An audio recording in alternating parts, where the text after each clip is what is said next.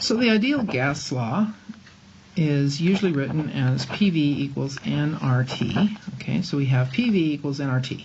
That's our normal way of writing the ideal gas law.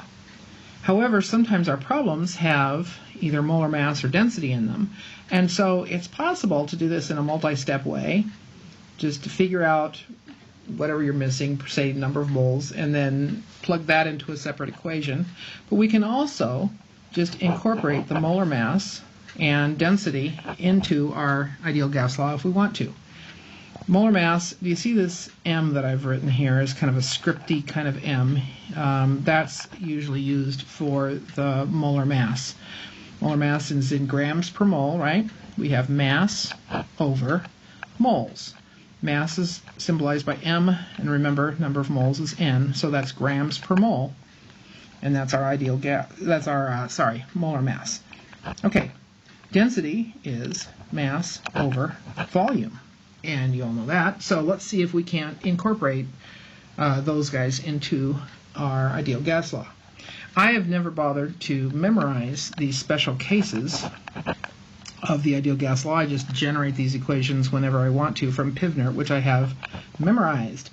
So pressure times volume equals N. Oh my goodness, what am I going to do N? Well, N here, if I swap this, is M over M of mass over the big scripty M, which is the molar mass.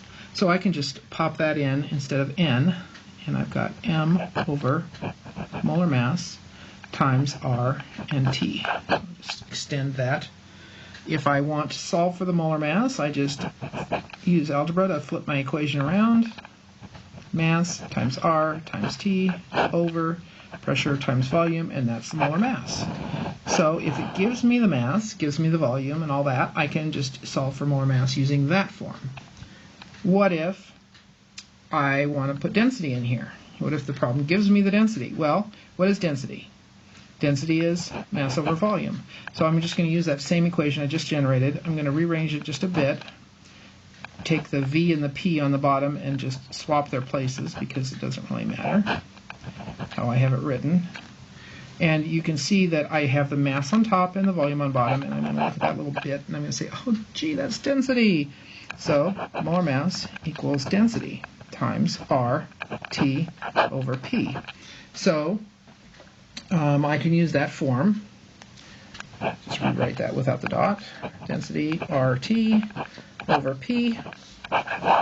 What if I want to solve for the density? Then I would just mathematically rearrange this thing and get everybody over to the other side so that I had molar mass times pressure over R times T, and then I have yet another equation I can use. In my mind, it's just too much to memorize all of these different equations.